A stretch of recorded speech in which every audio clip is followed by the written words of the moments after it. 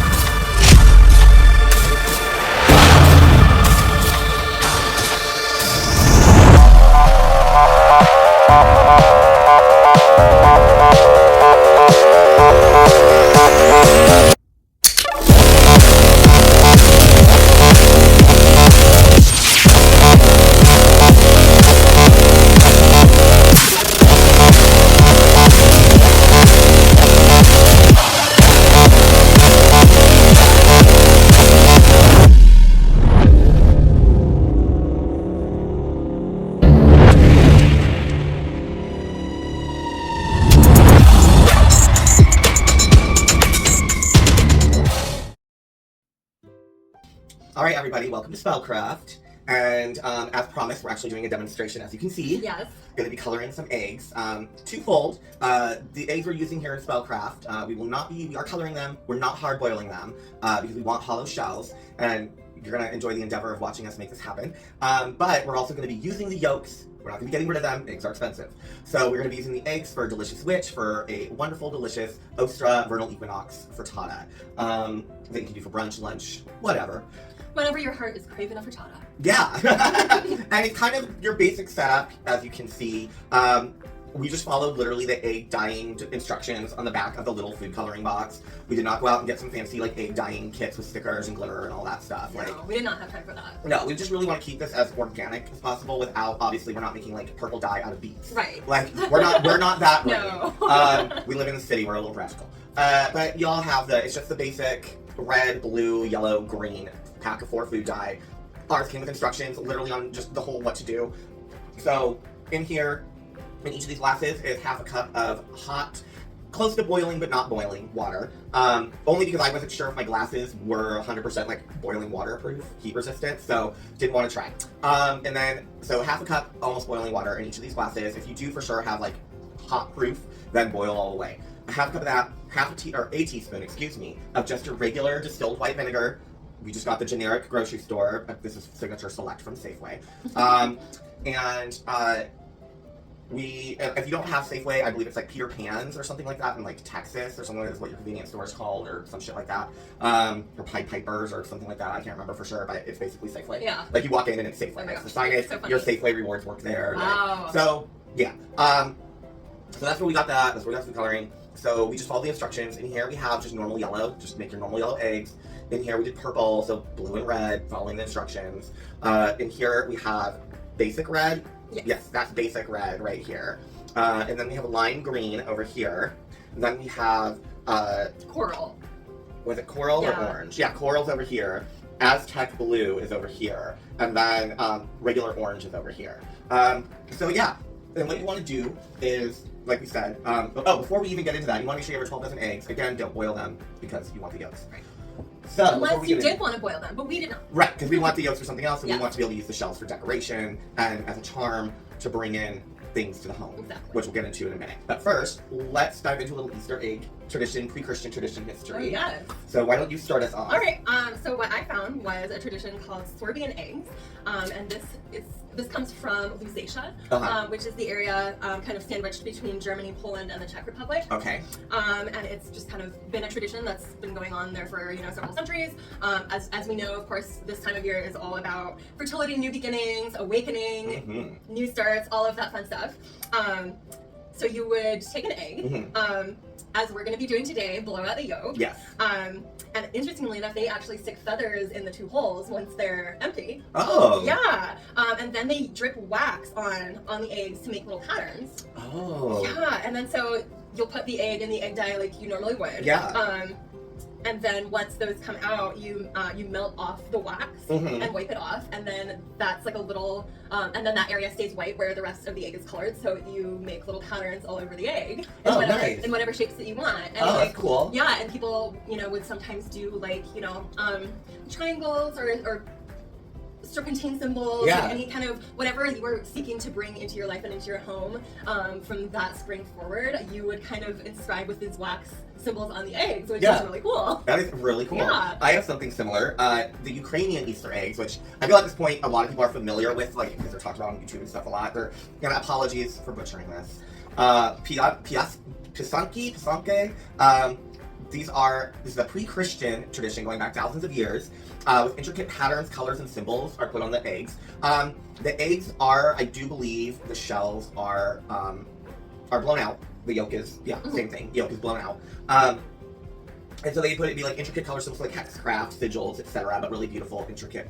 And then these were part of a spring ritual to bring the sun back, and they would do this in the fields every year, and only women could make these eggs. And there was an actual just like in biology. Right. And there was actually a world-saving purpose to this. Really? So they believed that on this mountain was this like evil troll, giant monster thing with the power to literally destroy the world. Oh wow. And it was making of these eggs and like planting them, like they go out and then like bury them into like the soil in the crops, and they would put them, like take them to friends' homes, bury them outside the doorsteps. But they believed by doing this was literally excuse me. This was literally the only thing standing between this monster destroying the world and life continuing, was the making of these magical eggs that protected. And Christianity did not in fact invade the Ukraine until the 10th century. Then, as with everything else, of course, the eggs were adopted into Christian Easter practice, and the symbols were changed.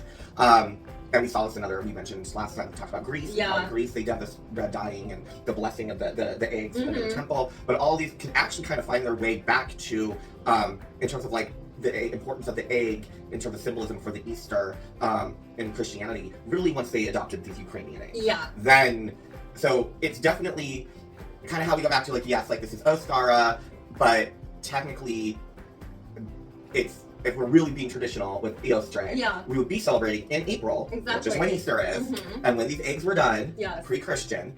So I think that though we've adopted these images, well, not pagans, Wiccans, those who celebrate the Wheel of the Year, I should say, because not everyone does. But for those polytheist pagans, Wiccans, witches, whatever, who do celebrate the Wheel of the Year, obviously we've adopted, and like I said, we just celebrate the Wheel of the Year because it's fun. Exactly. And it's a great way to honor different things, and but we know that they're not, the Wheel of the Year in itself is not something that goes back thousands of years. No. This is something that was designed for Wicca, and but it draws from all these other pre-Christian practices and has created a seasonal celebratory thing out of it, which does also include actual pagan festivals on when these holidays took place. But then there's others like Ostara, Vernal Equinox, that are a mishmash of two separate times, places, months, festivals, etc. Yes. So even though we're saying, decorate now, leave them up through April, because you can still actually celebrate Ostara and other fertility-themed goddesses and gods, deities, etc. in April. Yes. Yeah. So plus, as an April baby, I have to say April is better than March. Yes. Yes, you would say that. sorry, March Aries. I'm coming for you. So, what we're gonna, watch out. So here we go. We are going to start the entertainment part of Spellcraft today, which is the process of us getting the yolks out of the shells and keeping them intact. Yes. Now, in the sink, which has been cleaned out, soaped water, hot water, sterilized, is some soap and water. It is just like your antibacterial Dawn dish soap with the ducky on it. And once we get the yolks into this bowl and out of our eggs, then the shells are going to gently be placed in the hot water, hopefully, gently, to get sanitized and cleaned out so we can dye them. And hopefully we will not also die during the process. Correct. So, how we do this. So you're going to take one end of the egg. Okay. And a toothpick in your other hand. Okay. I'll put those eggs over here. Okay. Okay. So first thing we want to do is very carefully make a hole. Oh shit. I don't know why I said to do this with a toothpick. I really don't know. You know, I have an egg cooker and I should have brought it over because it has like a little puncture thingy that goes right in and you just stick it in. Oh, well. I do not know why I didn't I'm bring that. going to get what I historically use, which is like a thumbtack. Oh, okay, yeah, that makes more sense. So, I'll go get a thumbtack. Or thumbtacks. So.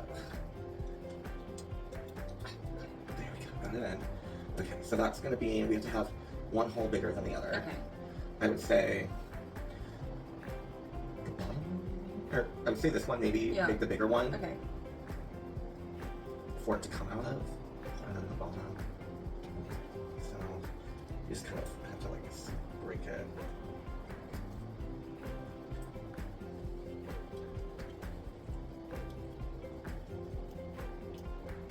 Oh crap! We're putting the shells in here. Oh. We need 2 bowls. We'll use this to Yeah, put the shells in. that's fine. Okay, so let's try to get the shell in here. Okay.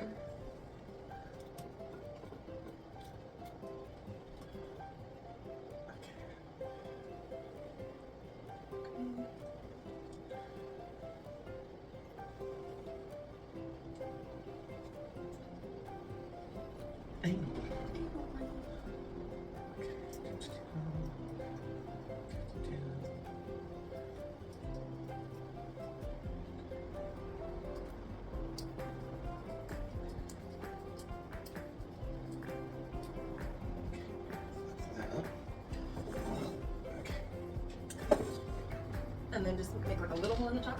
Yeah, one smaller than the other, just enough to get your straw in. Okay. So we have here 2 straws, well 1 straw that I cut in half. This is just from a Golden Arches place.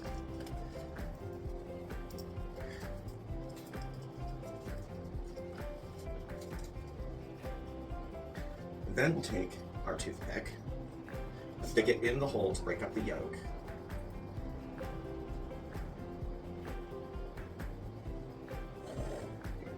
Turn around. Dump it. And we'll break up the yolk. Okay, you're good. Okay. Just a little bit. And you need to take your straw. Okay. And you're gonna blow.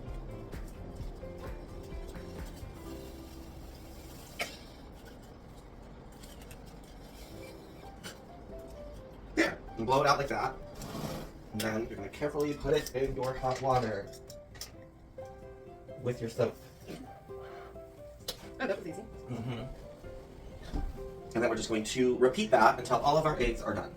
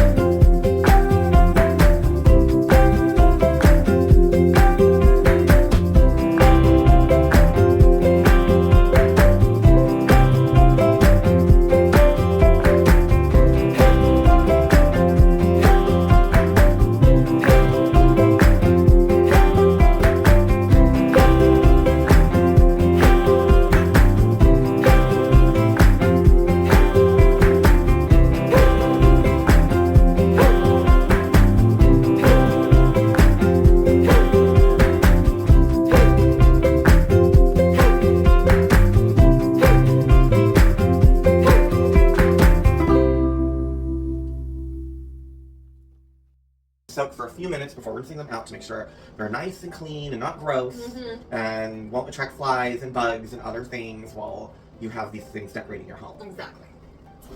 In the meantime, we'll just sit here and look cute. Pretty much. And I'm sure all you other witches out there can agree. Just so many of you guys love the power of a stormy, windy day. Like, I know there's a lot of storm witches out there. Exactly.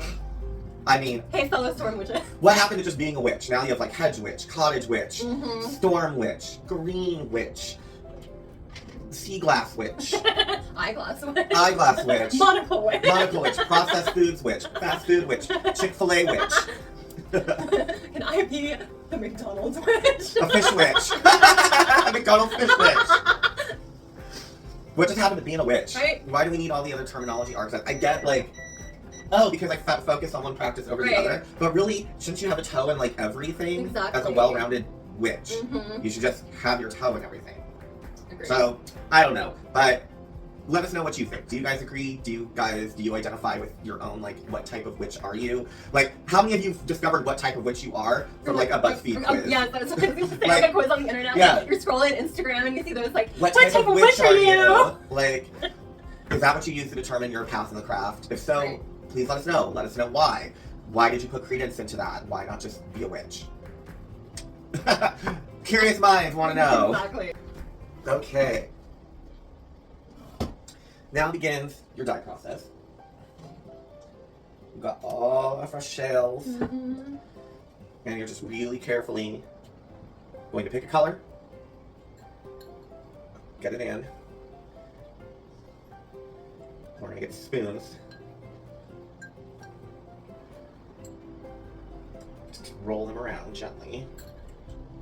Okay. And then do you want to go get 2 spoons Yeah. from the second roll? This one? Yes.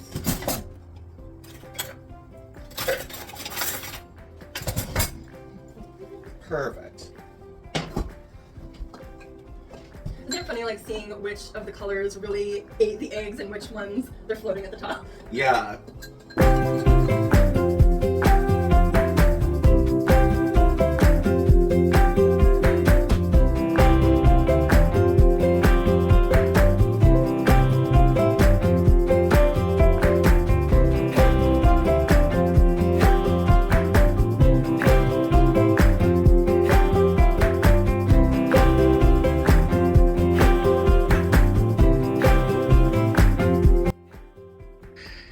All right, and so here they are, our wonderfully hollowed out painted eggshells.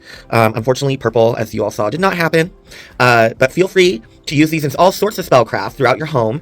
You can charge them with your intended color magic and seek to bring that into your home and into your life. You can also fill them with herbs, crystal stones, other things, charms, things to get them into almost like, like a blessing satchel or blessing bag to bring things into your home. You can string them, which I'm going to do, string them with ribbon and fill them and then hang them like garland to attract all the things that I am hoping for to bring into my life, into my home in the spring and throughout the summer. So we hope that you enjoy, and please comment and let us know what you have done with your eggs and what kind of spell work you're going to do with your Ostara or Easter eggs.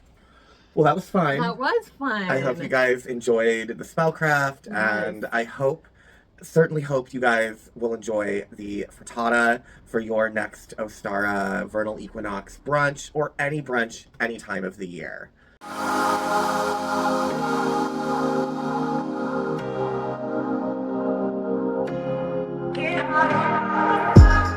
So welcome to another delicious witch, and as promised, Ostara or Vernal Equinox, or just because you want a nice brunch dish, frittata! Yay! This frittata is going to be made with roasted bell peppers of different colors and unroasted onion, cream cheese, garlic and herb goat cheese, we got some chives, some dill, my little secret ingredient. Y'all know what I'm talking about. As always, the symbolization, of course, obviously eggs, Eostre, or just in any fertility deity specifically. We know HERA, HEKA-TEA, Izuli, Santa Muerte, like so many. Exactly. And I find eggs are important. Yeah, I find it really interesting that across so many different cultures and different deities, eggs are so focal. In fact, when we were researching for this episode, I came across a really interesting tradition. It's a Slavic tradition, and supposedly during early pregnancy, women would wear hollowed eggshells around their necks for 40 days. Like talismans. Yeah, to prevent miscarriage, which I thought was really interesting. Yeah. Now, me personally, I just imagine how that egg would smell after those 40 days, and at a time when you're really sensitive to that. So I personally will not be doing that. No, I mean, if you did like what we did in Spellcraft, we soak them in like a detergent, disinfectant, but back then they didn't really have that. No, they did not. So that would be like flies and after that, and then that smell. Yeah. Like right up close to your face, and you're already like oversensitive to that shit. No. However, I will definitely be using eggs in other ways, just not around my neck, and certainly not for that long. No. Anywho, I thought that was a really cool tradition, though, and it's really interesting. Well, thank you for telling us all about that. Yeah, I found that very fascinating. So, as you can see, many a tradition, many a magical meaning of the egg that definitely predates Christianity. So, yay. Moving on to the frittata. So, a little note on the herbs that we have going on. We've got some fresh chives. This is good for protection, exorcism. You never know when you might need that. Prosperity, abundance, love. Then we have fresh dill. Same thing. It's really good for abundance, prosperity, protection, drawing love to you. And then we have a garlic and herb goat cheese.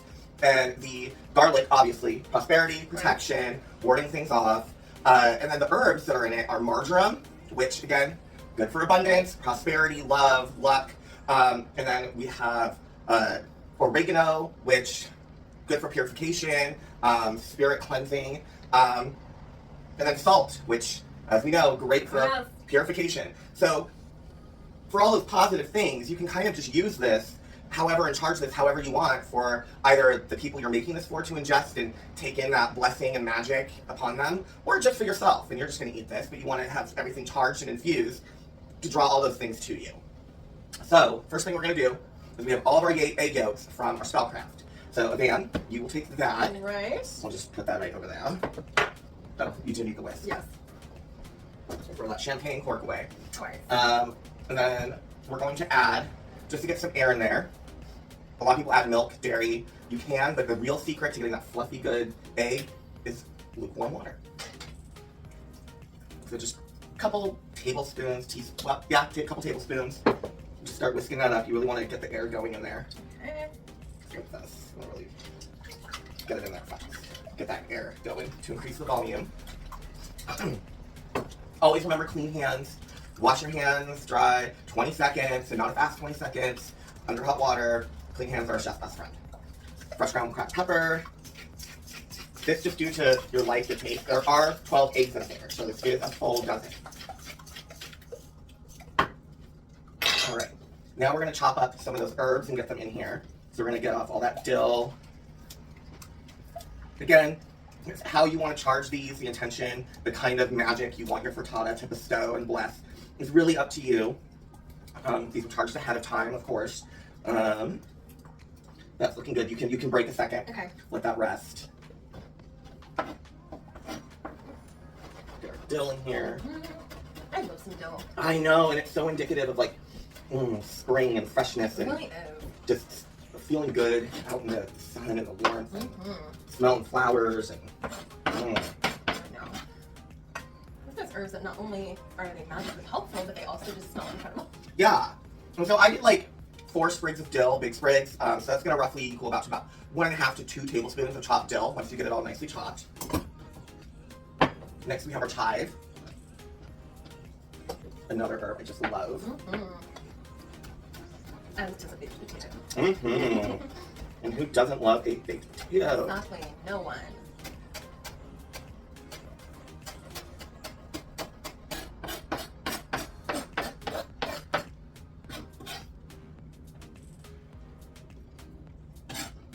Much as I love black pepper, I am the worst with black pepper sneezes. I'm like, I hear a story about black pepper being sold at the grocery store down the road, and I'm sneezing. There you go. So, again, about 1.5 tablespoons to 2 tablespoons of chive or less. How preferred to taste, however you like it. I'm an herby person. Same. I love the herb. My boyfriend loves the herb. The man loves the herb. We love the herb. Okay. Next, we're gonna go ahead and get our softened cream cheese in there. Now you can get do this one of 2 ways. You can get like the whipped cream cheese that's like already really spreadable, or just get your classic regular cream cheese and just leave it sitting out for a few hours to get super room temperature, so then it's easily whiskable into your egg mix. Just mush that up.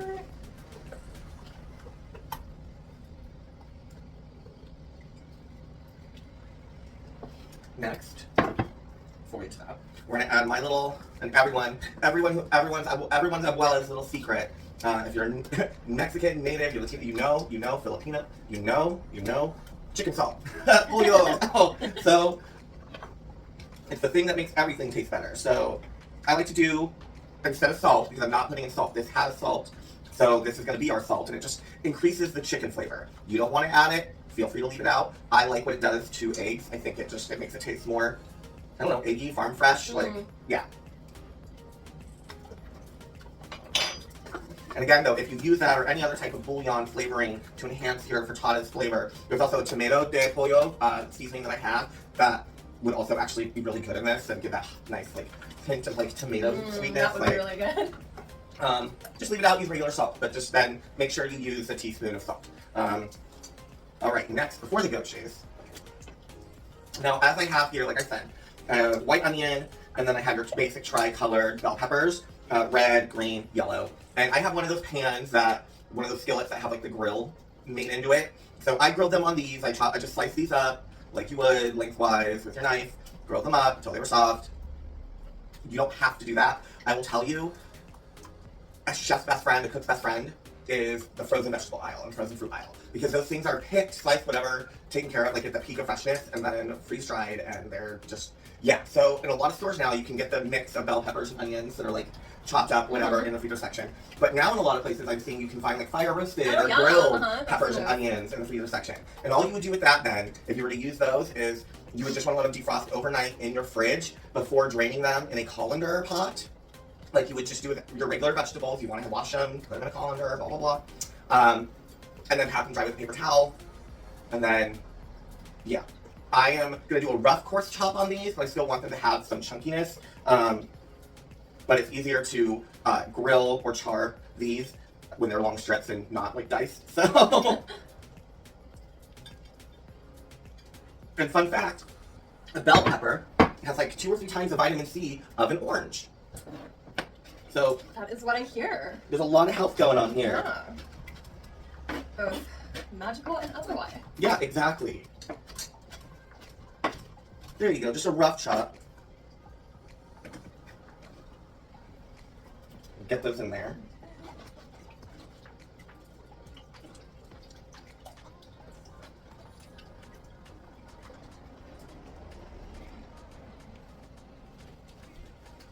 I have an itch on my foot. Oh no, that's the worst. Beautimous, that looks good. Now I've got egg all over my finger. Better than egg all over your face. How do you know? I see all. It's true. Alright. We're going to take half of our garlic herb goat cheese. Remember, also charged with our intention because there's garlic and herbs and shit in there. It's goat cheese. Like, you're a witch. Magic is everywhere. It's literally in everything.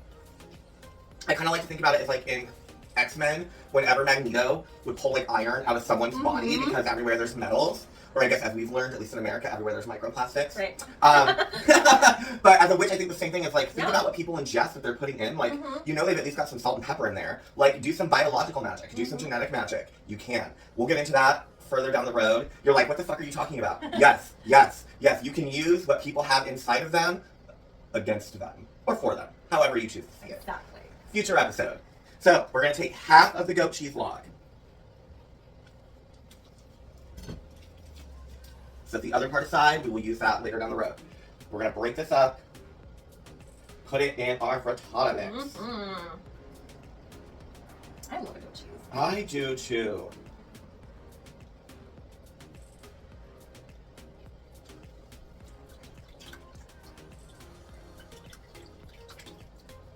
Hey. Home stretch. Okay. Next. There are ways, everyone has their own method about doing this. A lot of people will be like, no, you have to like do it on the stovetop in a pan, get a base going, and then stick it in the oven. Others can do it in the way I kind of was taught. I was taught both ways, but I was taught a shortcut, and I've just done it ever since, which is I don't even bother with the stovetop. I just get my oven-safe dish, I just put it in there, and I stick it in the oven at 350 degrees, and I let it cook evenly, and it's always beautiful, great, and fine. So, and again, the difference between a frittata and a quiche is a frittata with a pie crust. Right. But that is not the vibe of tonight. No. Use a little non-stick spray. I'm using vegetable oil.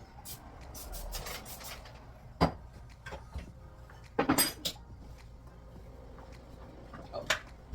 I did forget one little decadent addition. Release your inner Polity. Yes. So we're going to take some butter.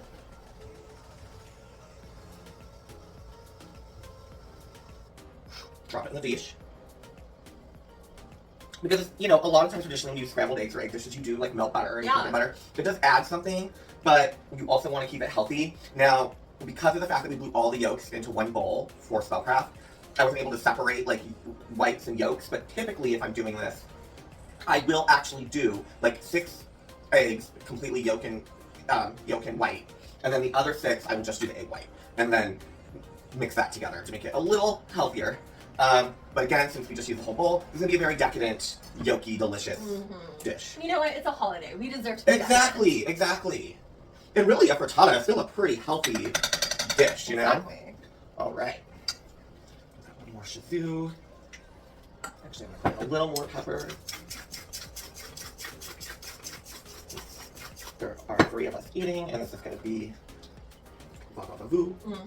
All right. Then pour it in your dish. Get it all out. You got all that cheese and stuff in the bowl, so you want to get it all out of there. Oh, it smells so good with all of the pepper and the herbs and the cheeses. Oh. Now, are we done making this decadent and amazing? No. Yeah. But we got to get it in the oven first before we can continue this magical, amazing, frittata delicious process. It's a journey of decadence. You're going to put it in the oven at 350 degrees on the middle rack, top rack, but make sure it's in the middle of the oven. You don't want it too high to the burner or flame, especially if you're doing gas. You want to have to get that even cooked time all the way around. You want to have the rack in the dead center of the oven. Carefully slide it in. All right. Now we're going to let that cook for 30 to 35 minutes and check on it. We'll check on it in 30 minutes.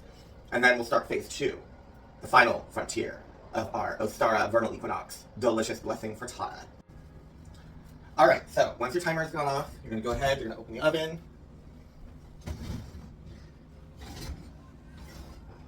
You're going to pull out your frittata.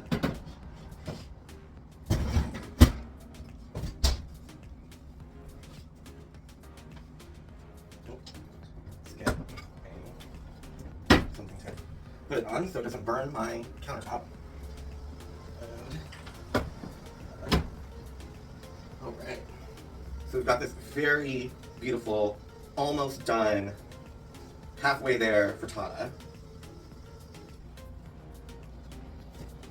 Now that it's got some firmness to it on top, we're going to put the rest of our goat cheese. Again, make sure clean hands at all times. I'll share that with you. Okay. Just break it up and sprinkle it around. Make sure it's all parts. Now, I'm one of those people that has, like, you know, the scented soaps. Like, I have oat and honey over there. But I also have the Dawn antibacterial dish soap, the blue one with the ducky, because it is so multi-purpose. But the big one being is it's antibacterial. And whenever I'm cooking, whenever I'm doing something in the kitchen, food-wise, whatever, I use antibacterial. So Dawn, Dial, just a good antibacterial whenever food. Don't use the scented perfumey ones because 9 times out of 10 they're not antibacterial. No. All right, so we're going to do a little bit more pepper. Good enough. Good old grated parm. Make sure it's a fresh grated. You don't want any of that like powdery, dry stuff. You want to make sure it's like a fresh. Even if it is like you go to the store and you get like the grated parm, you need to make sure it's fresh, because that way it'll melt evenly, perfectly. It won't be weird and like dusty. Like grated parm, even craft grated parm, table parm is fine as long as it is fresh. It's not dry, it's not sticky, it's not crusty. It's soft, powdery, like you just grated that parm and made it really soft and powdery and wonderful. All right. So we're gonna go ahead and put this back in the oven to finish off.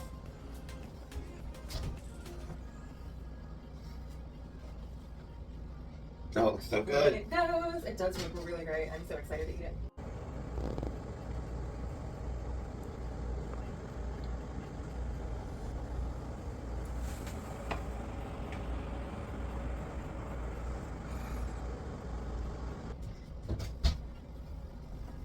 So, you're gonna let that cook for an additional, I say go with 20 minutes, again at 350. check on it in 20 to 25 minutes. You want the browning to start happening on top. You want your goat cheese to start melting, but you don't want it to get crusty. You want it to burn. You want it to be melty goat cheese. So just check it in 20. And then we'll finish it off. Yeah. Once you take it out of the oven, make sure you let it rest for a few minutes. You just want it to relax and firm and rest. Super beautiful. You might get a little, a little unevenness in terms of like bubbles or whatever. That's okay. Like, don't worry about that. It's rustic, LOL. Did I really just say LOL? Whatever. Anyway, so we're just gonna let that rest and then we will finish it off. All right, so once you have taken it out, let it cooled, you're gonna go ahead and bring it over. It's beautiful. Give it one final dusting of a mix that I have here of just more fresh grated parm, some more fresh chopped up dough and chive, just to add that final touch. Because you can just never have too much cheese. Absolutely not. Get all that herby goodness. Again, this is all to taste. We're just big fans of herbs and fresh herb and cheese in our house. We definitely love the savories.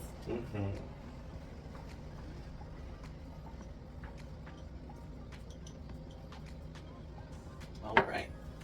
Then drizzle at this point. You can drizzle with a little olive oil, or if you have a flavored olive oil. I have a couple of things. So I have that extra virgin extra virgin olive oil. It's really basil-y.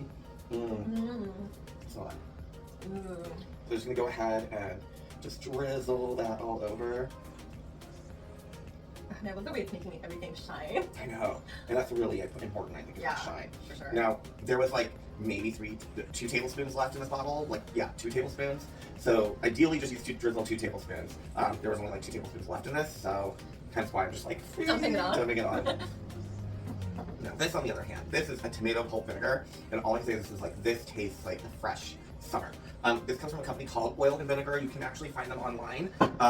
They're also here in the basil extra olive oil. This also comes from Oil and Vinegar. They have a location up in Bellevue, Washington, at Bellevue Fashion Square.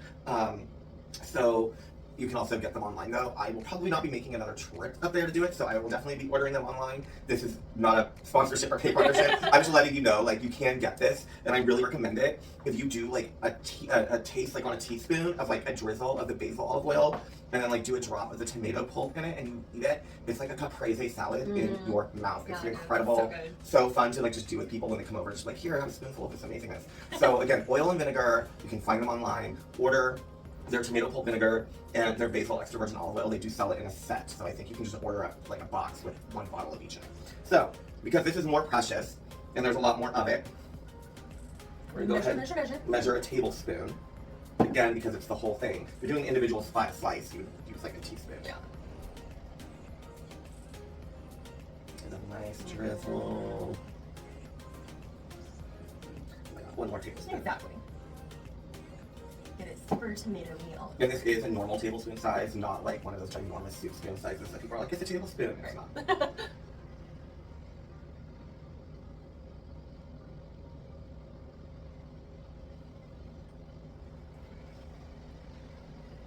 All right. There's that. Close that back up.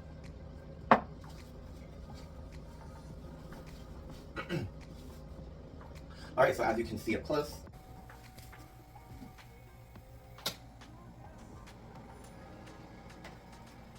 got all that goat cheese, all those herbs. It's got that drizzle of that basil olive oil and that tomato pulp vinegar, just to really liven things up and make it delicious. And again, delicious for brunch, lunch, or a quick and light dinner. Cannot wait to dig in. It's very exciting. Yes. So we are actually going to eat this for dinner. Yes, you can have this for obviously lunch or brunch. You can serve it with hash browns, potatoes O'Brien, the usual breakfast things. Or as a dinner, you can do a fresh arugula salad, some broccolini, saute vegetables. What we are going to do tonight is garlic bread and garlic and herb baby potatoes. So it's going to be delicious, but I'm going to cut it up when I'm serving up the rest of dinner. So we're not going to cut up right now. But it's delicious. Can't wait. Do enjoy. And making this Ostara, as you can see, making this Ostara Vernal Equinox frittata is as easy as pulling a rabbit out of a hat.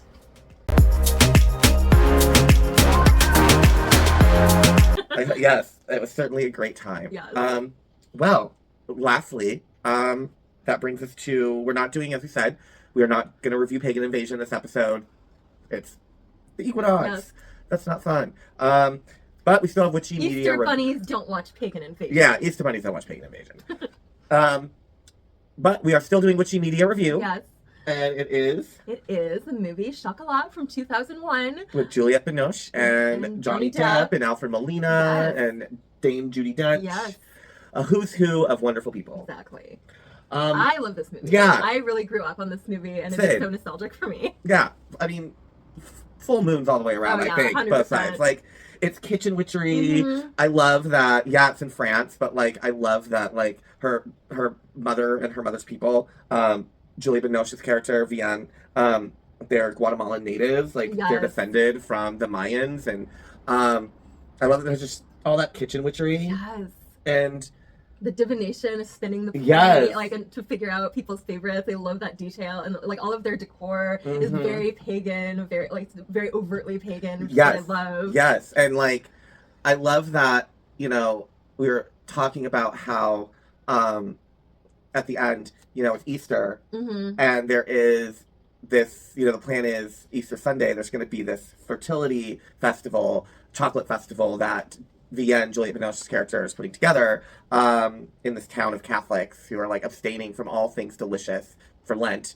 And so, of course, she's the new enemy in town. Right, the evil temptress with her sweets. Right, and so I feel like we're not giving anything away. It's been out for like 20 plus years now. Yeah. Like, isn't that crazy that 2001 was that long ago? Oh my god, yeah, that freaks me out all the time. So long. When I think of that movie, I think, oh, maybe it came out 10 years ago. Oh no. Yeah, like, it's definitely, I think that speaks to the timelessness of it. I think it's definitely timeless. True. And I think that definitely is why. Because yeah, every time I'm like, oh, it came out like 24 years ago. Yeah. Like, no way. Like, shit. Like, I think what? that is also very common in like costume dramas that were so methodically researched as to the time. That it is very much. Cheers, oh yes, cheers. That it is very much like a portrait of whatever time period they're covering. Yeah. A lot of those movies, because they are so like immersed in the time that it was taking place, it doesn't feel like a movie from X decade. Right. You know? It just it can last and be relevant no matter what. And yeah, I think that what I love is when they finally had this fertility festival, there's this display of chocolates. And the main center chocolate, which is funny, we thought for a second there, because you see the main center chocolate, and it's this goddess statue, for those of you who haven't seen it in a long time, need the refresher, or haven't seen it yet. There is this beautiful display of chocolates in the window of her chocolate shop. And all of the chocolates are these pagan, around the world pagan shapes and deities and structures and temples. And in the middle is very much this like fertility goddess holding grains of wheat. And in a lot of traditions throughout the classical world and the neoclassical world, or pre-classical world, whatever that was termed, a lot of times like wheat was symbolic of fertility. And at first we were like, oh, Demeter. It's like Demeter, Persephone, Demeter.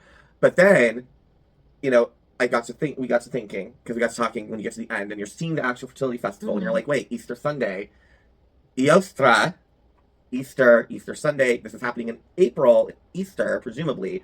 So are we seeing, so in a way, is Chocolat giving us the closest thing to an actual Eostre festival, like celebration, like an idea way to celebrate it? There was jugglers, there was like floral, that like fairy sleeve cape dancer, like with the wings, and like the fire breather, chocolate, foods, deliciousness, like the mix of sweet and savory, like quail and squab with chocolate, which is and duck with chocolate sauce, which are all very historically common things. Lamb with chocolate, like it's really interesting that when you really think about what's going on there in the timeline, then you think, oh, okay, so that wasn't Demeter, that was Ostara. Like this, she was this naked beautiful naked grain woman, like holding grain, the symbol of fertility, like which would make sense. Which is actually interesting that you bring up wheat being the symbol of fertility, because here's another useless historical fact from my brain. But in the 16 and 1700s, it was common for like an early form of a pregnancy test was you would pee on wheat, and if the wheat turned green, it was said that you were pregnant, and if not, like it would just stay the normal color. Oh, that's interesting. And so that's how like women in that era would like test for pregnancy. Right. And it's really interesting that actually does go back to the goddess. Yes. Like I think that's really cool. I've never put that fertility. together before. No, that's amazing. And also the greatest stock you'll ever pee on. Things that I find kind of silly were Johnny, as much as I love Johnny Depp's like Irish, Romany, Shinty, Gypsy thing, but they're like river rats, and they call themselves river rats, and like, and he was just like too cool for school, and he was just like, I just kind of am. I belong to no one, but no one belongs to me. But like, I'm soulful and sensitive, and I make jewelry. Right.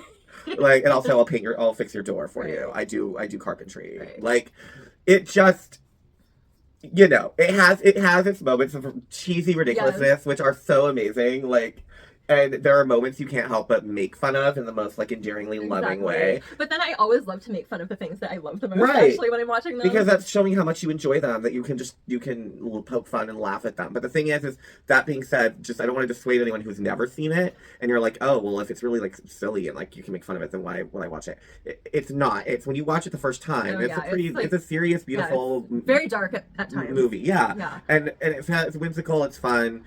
But yeah, you fall in love with it, and then you obsessively watch it throughout the years, and as a result, you know, as you do, you end up developing a love where you make fun of the movies that you adore so much, because it's a new way of watching something for that one gazillionth time. So there's this one scene where Vivian is setting up her shop, and she's still got the newspapers on the windows, but the kids are like peering in because they can see through like a little hole in the torn paper. Yeah, and it's these two school-age kids. They're probably like 6 or something. Excuse me. But they're basically repeating what they've heard their mothers, talking about her. Excuse me. So one of them says to the other one, I heard that she's an atheist, and the other replies, what's that? And the first kid replies, I don't know. And it really it's such a small moment that I really think speaks to like conservative Christians just raising their children with hate, and those children are taught to hate, and they learn that, but they don't learn what it is they're hating or why they're hating it. Yeah, they get no context. Yeah. And I certainly saw that growing up whenever I would go and be exposed to the evangelical church and be exposed to my mother's father's side of the family and him and their people. So much parroting from the younger Christian folk. Of things that they just like they had no comprehension of how, why, what, other than it was just what they were being taught and told. Yeah. But they had no comprehension of what any of that was or why. It was just, my parents said this is evil, sinful, bad. This person is evil, sinful, bad. The situation, blah, blah, blah, whatever. Therefore, it is. What does that mean? I said, well, why? What does that mean? I don't know. That's just what they tell me. Yeah. But that's as far as it goes. They don't go back and they go, well, then maybe is that stupid? Right. They just, most of the time, just go with it. So, yeah, I think that, you know, that's actually a really great, subtle example of something so insidious that creates future dickholes. Exactly. Anyway, so of course, you know how to end that on a negative note. Always. Anyway, so that's about all that we have for you. Yeah, that is our first ever Vernal Equinox Special. We have now done 4. We've done Samhain, Yule, Imbolc, and now. One. Yeah, so we've got. So thank you for joining us, and you know we're pushing through. So if you do like what you see, you enjoyed this episode, you are planning on coming back, then obviously please remember like, comment, subscribe, and share. And if you don't like what you see, keep your mouth shut. No, seriously. Let us know what you think, what you feel. We really want to hear from you. Let us know what you're doing for the eclipse. Let us know what you're doing for the vernal equinox. How do you celebrate Ostara?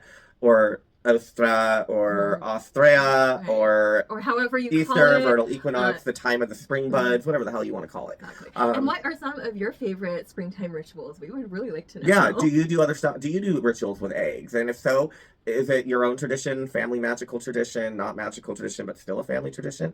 Let us know. And until then, remember, witches, broomsticks, not just for cleaning.